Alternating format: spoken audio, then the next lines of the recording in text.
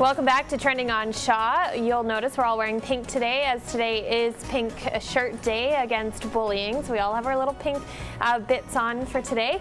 Joining us this morning, pink bits. Well, I was going to say pink things, but bits. Like a scarf, right? Well, maybe. I'm from Victoria. The British might just be in me. Beverly Huang joins us, who's a naturopathic doctor this morning. Brenda McSween, who is a sleep consultant and parent advisor, and we'll get into some more of that in just a bit. And Danita Kelly, who is a stay-at-home mom with her son Ivan, who is here wandering around the set as well. Yeah, he's actually working one of the cameras. Yeah, he's tearing it. We can hear his giggle. He's only one. Giggle. Yeah, but he's doing great. You could have him as one of our volunteers. Yeah. Just sign a form. We are also reminding everyone today that, of course, it is Pink Shirt Day today. So if you are so inclined, go to Twitter and hashtag Pink Shirt Day or hashtag Pink Shirt Promise, an initiative that Shaw is all involved with. Well, a young lady who's keeping herself very, very busy. In fact, she hangs out with the mayor. In fact, what her job is she's a youth volunteer with the Mayor's Youth Council. Her name is Ankanaa Chowdhury, who joins us on the Skype video call this morning. Ankanaa, nice and close to that computer. It is so great to see you again. Please tell us what this campaign with the mayor is all about. Hi, well, I'm Ankanaa Chowdhury. I'm volunteer on the Mayor's Youth Council, and unfortunately, it's trying to go on issues affecting Calgary. So for this year, we chose mental well-being as the issue we're going to focus on this year. So what we wanted to do was we realized that there's so much awareness about creating. Okay, and Ankanaa, just take a second, just for a quick second. We need you nice and close up to the computer, the beauty of electronics and the beauty of social media. Just come up right close and stay still. Tell us one more time, because you were just a little jumpy right there, about what you're doing with the mayor. It's better. Let's try that. Go ahead.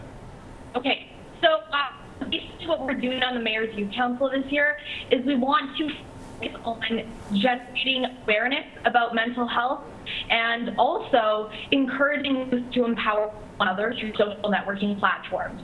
So Pink Shirt Day is an amazing campaign that really strengthens itself through kind of parallel with You Belong YY page on Facebook.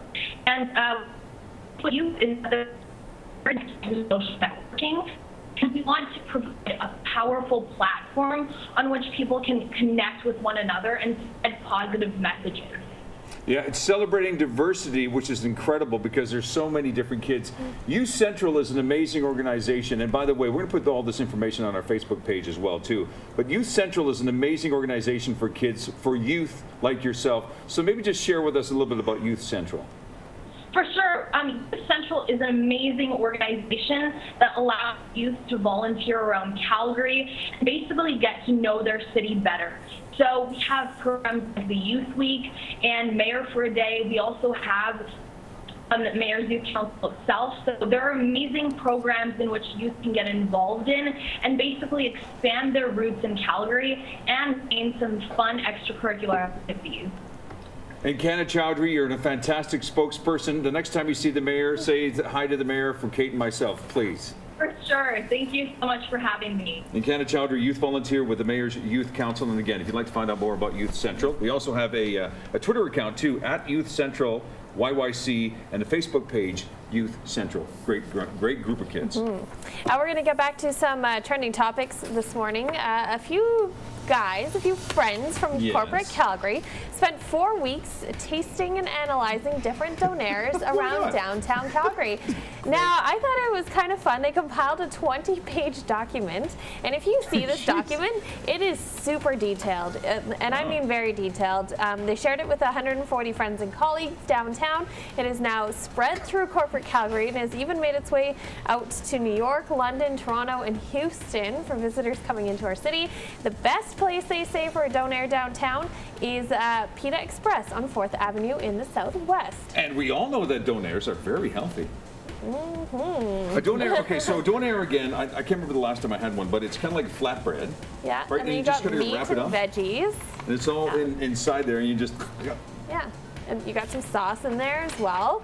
It's gone viral. It's kind of interesting that these guys put so much time into this. Who's had a donair? I have. They're delicious. They are delicious. They are delicious. If you lived in Halifax, donair is like very, very big there. So I wouldn't be surprised if they were from the East Coast because donairs are huge back there. Those East Coasters. Yes. Yeah. This is kind of cool. While you're eating your donair, remember to pay your parking ticket because a lot of people, in fact, thousands of parking tickets go unpaid. So does that mean that we're sending out all of these marshals to get these people? Well, it's a lot of people also come through town. They might be from Saskatchewan or BC, get a parking ticket, Yeah, and they're like, people from Saskatchewan. or BC. I'm just saying, would you pay a ticket if you got one in BC on your Alberta car? Of course I would. Wouldn't you, Kate? Well, if you skip town, then they'll never find you. How much money was lost? $700,000 is lost each year from unpaid parking tickets. Imagine what we could do with that money. 700 grand, eh? Should we be forced to pay those tickets? So should we chase somebody down in Saskatchewan for those tickets? What, Brenda? That's kind of a waste of money. It's going to be even then cost more. Yeah, but if you know you're getting away with it, though. Good point. You have a good point. But then how are you going to get those people without it costing even more money? I unfortunately have a Oh, the here it rules comes. apply to everyone kind of Yeah. mentality. So one of my biggest pet peeves is when I see behavior where I think because they feel that the rules don't apply to them. But having said that, so I would pay a parking ticket in BC. Yeah. Well, sometimes though I wonder if it's almost worth not paying parking Kate, here it comes. because it might actually be cheaper in the long run just to pay the ticket every 4th or 5th time that you park. I know a lot of people Anyone? with that theory. I am not one of them. I'm scared of the parking ticket, so I always pay for my parking. Well, and if you don't pay for your parking, if you renew your license every year, they say, oh, hey, Kate, remember those 16 tickets that you didn't pay? We get you. Well, I pay the tickets though. Yeah. Yeah. But I'm just saying, like, sometimes it's so expensive to park downtown It is. that you're like, well, if it's $20 to park for the next couple of hours, a parking ticket's like $50. So if I can get away with it a couple of times, no, I'm one of those people that you hate. Maybe that's the issue. We just pay way too much money. You know, maybe there's just what we have downtown is just so expensive that it just frustrates a lot of people and goes, oh, come on, you know. Maybe that's part of the issue as well, too. And it's very hard to find parking downtown. What's that? I find it very hard to find parking downtown. Often if I'm going down for an appointment, I have to give myself at least 45 minutes to be able to find a half-decent parking spot. 20 minutes of that just driving around the block trying to find that parking spot, yeah. I agree with you, though, Beverly. It is your responsibility. I mean, you did something wrong. Come on, let's just fix it. Yeah. I mean, again, what kind of message are we sending to our kids, right? Yeah. Let's jump on to our second guest this morning, who is a wonderful representative of parents who are trying to figure out how or what kind of sleep patterns are proper for our kids. It's Brenda McSween, who's a sleep consultant and parent advisor. Where have you been all my life? Especially when my kids were like this small. I would have just moved to the city. Newborns. Yes. We have a couple of mothers here who are trying to understand their kids. Give them some advice. On newborns? Sure. It's very important to have good sleep hygiene practices. So getting into a good nap routine. The key thing with newborns is actually looking at their wake times and seeing how much they can tolerate being awake. And that's one of the things that a lot of people miss. And then when a child gets overtired, they are extremely energetic or they get very moody, they'll cry a lot. So usually a newborn can be awake for at least 45 minutes in between naps, and that's all they can tolerate. So 45 minutes to an hour most. And so in that time period, you're going to be doing your feed plus changing the diaper. And then play if you have time. And then back to bed again. Back to bed again. No, that often, hey? That often. Wow. We should carry that into adulthood, right? A nap every 45 minutes? Yeah, for some We'd reason. never get anything done. Your little one is 1. Yes. Was there a part of you that wondered if your child was sleeping too much? No, definitely not It's sleeping not. too much. Yeah. No, I did a lot of research prior to, so I knew what a child's sleeping pattern was going to be, so I wasn't setting myself up for false expectations of how long he should be sleeping. I do know that like sleeping 5 hours through a night is sleeping through the night, so I was not getting upset if he was waking up after 5 hours because that's not sleeping through the night. So I absolutely don't think he slept too much. I was not concerned with that at all. I was more concerned with him not sleeping enough. Yeah. You know, as a parent, though, I was really concerned. My wife and I were concerned about whether or not our child should be sleeping a certain period of time. You know, is 3 hours long enough or too long? Is 5 hours long enough or too long? So at what point do we say it's okay for my child to sleep 5-6 hours? Well, sleep begets sleep. There's that saying that sleep begets sleep, and it's true. The more sleep a child gets, the better they're going to be able to sleep through the night. So during the daytime, I rarely will tell people that they need to limit the nap times. Let your child sleep as long as they need to. The only time that becomes an issue is if it's getting closer and closer to affecting their nighttime sleep. So toddlers, sometimes when you're trying to get them used to a regular bedtime schedule at night, then you may need to reduce their nap in the afternoon. Some common questions that you gave us here. What is a sleep prop? I was curious about that one. Sleep prop. So a sleep prop is a person, place, or thing and action that you do that your child relies on to go to sleep. So this is very common. So typical sleep props can be a soother, a feed, a parent. It can be a certain toy. It can be like swaying, rocking, driving in the car, going for a stroller ride, all those types of things that people end up relying on to get their child to sleep.